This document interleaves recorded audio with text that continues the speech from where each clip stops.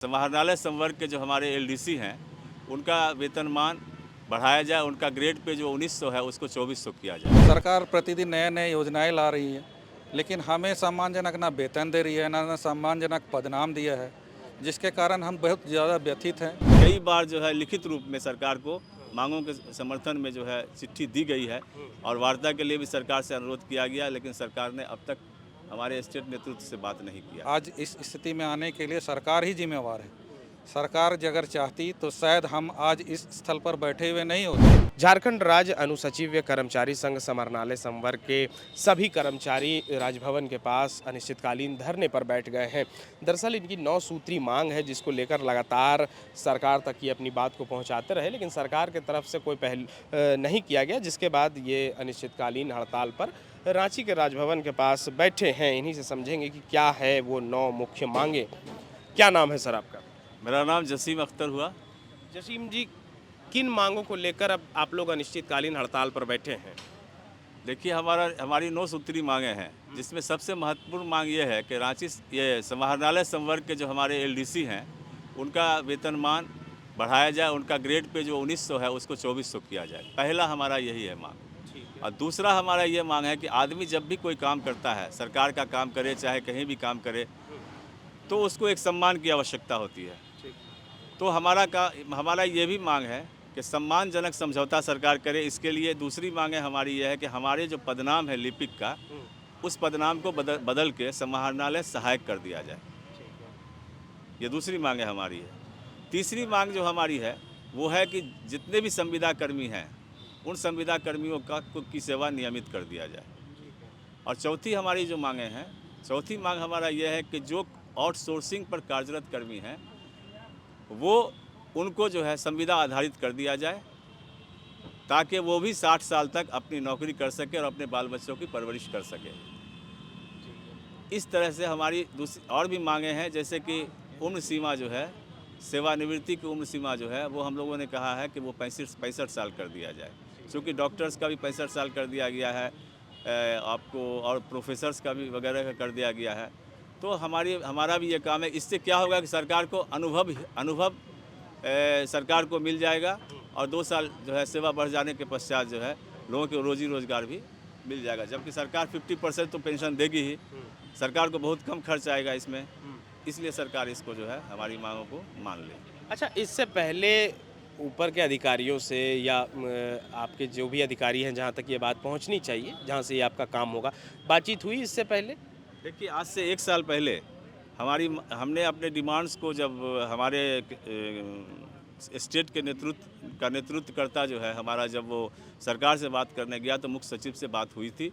मुख्य सचिव महोदय ने कहा था कि जल्द ही आपके मांगों पर हम लोग विचार कर निर्णय लेंगे। ये 1 साल पहले की 1 बात? साल पहले की बात है।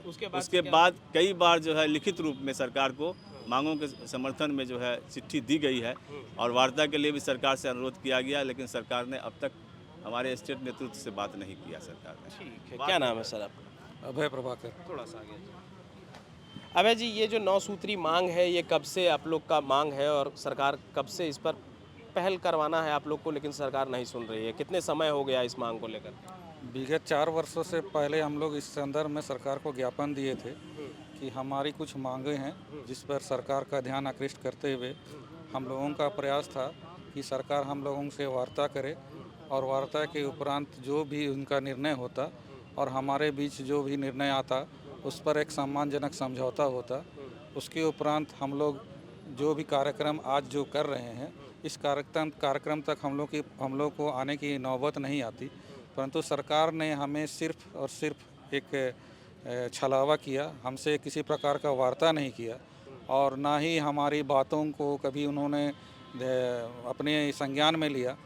इस स्थिति में हम लोगों को आज इस स्थिति में आने के लिए सरकार ही जिम्मेवार है। सरकार अगर चाहती तो शायद हम आज इस स्थल पर बैठे हुए नहीं होते। वो हमसे काम कराना तो जानते हैं, परंतु वो हमारे साथ जो हमारी तकनीकी त्रुटि है या हम लोगों के बीच में जो असंतोष है, उस असंतोष को वो दूर कर देती तो संभवतः आज हम सरकार के काम में किसी प्रकार की बाधा उत्पन्न करने के लिए हम नहीं बैठे हुए होते। हमारा मेन मकसद ये है कि सरकार हमारी कार्यों को देखते हुए वो अपने आप को ये देखे कि हम उसके किस कार्य के योग्य हैं। हम जो कार्य करते हैं उस कार्य के कारण सरकार के कौन से कार्य बाधित हो रहे हैं, क्योंकि सारे विकास और अन्य नए नए योजनाओं का सारा क्रियान्वयन हमारे समाहरणालय के लिपिकों के द्वारा किया जाता है। आज जो हमारे लिपिक है वो अत्यधिक कार्य के बोझ से दबे हुए हैं। सरकार प्रतिदिन नए नए योजनाएं ला रही है, लेकिन हमें सम्मानजनक ना वेतन दे रही है, ना सम्मानजनक पदनाम दिया है, जिसके कारण हम बहुत ज़्यादा व्यथित हैं और सरकार से मांग रखते हैं कि हमारी सारी मांगें जो है 9 सूत्री मांग उनको जल्द से जल्द पूरा करे, या एक लिखित समझौता कर हमें जल्द से जल्द एक तय करे कि हमें वो कब मांग को देगी या किन परिस्थितियों में देगी, किन शर्तों पे देगी। इसके उपरांत ही हम अपने जो भी आज के कार्यक्रम है या आने वाले दिनों के जो कार्यक्रम है उसे हम संक्षेप में या तो फिर समाप्त करेंगे। अच्छा, ये अनिश्चितकालीन हड़ताल है, आप लोग का बैनर में भी लिखा हुआ है, कब तक बैठिएगा यहाँ? अभी इसकी कोई समय सीमा नहीं है। जब तक सरकार की ओर से किसी प्रकार का निर्णय नहीं प्राप्त होगा तब तक हम अभी हड़ताल पर बने रहेंगे। अच्छा, और ये कितने संख्या में होंगे आपके संघ के लोग यहाँ पर इस धरने में, या कितने लोग प्रभावित हैं ये 9 सूत्री मांग के पक्ष में हैं? हम 9 सूत्री मांग के हमारे कर्मी लगभग 300 के आसपास में है रांची जिला के, और पूरे समाहरणालय पूरे झारखंड का लगभग 4000 से ज़्यादा है, 5500 हैं। और सारे राज्य के सभी समाहरणालय में इसी प्रकार का हड़ताल धारणा का कार्यक्रम है जो सभी 9 सूत्री मांग पर आधारित है। सब जिलों में चल रहा है ये कार्यक्रम? सभी जिलों में, सभी जितने भी जिले हैं झारखंड के सारे जिले में ये धारणा का कार्यक्रम मुख्यालय पर चल रहा है। अच्छा, आप लोग यहाँ धरने पर बैठे हैं तो जाहिर सी बात है कि सरकारी काम में रुक गया है, आप लोग सब कर्मचारी यहाँ हैं, तो ये तो मतलब फिर ये सरकार के लिए परेशानी वाली बात है या जिला के लिए, जो अलग अलग ज़िलों में सब बैठे हैं, सब दिक्कत वाली बात यह है कि फिर काम ठप हो जाएगा। तो क्या आप लोग काम पे वापस लौटेंगे जल्द, या फिर मांग पूरा होने के बाद ही लौटेंगे, या कम से कम बातचीत तक?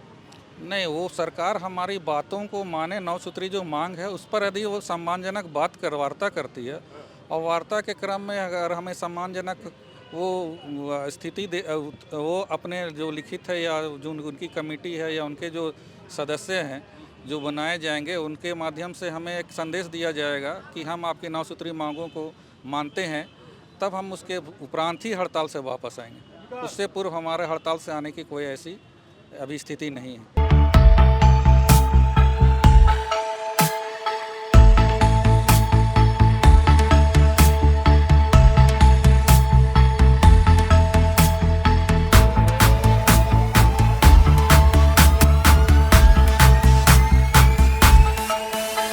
बायोम मेडिकल प्रिपरेशन का एकमात्र संस्थान जहां है complete digital classrooms, individual doubt counters, video lectures, student tracking system, library facility, 100% result oriented rankers batch, study package and class notes in PDF. TheFollowUp.in. Like, share and subscribe. www.thefollowup.in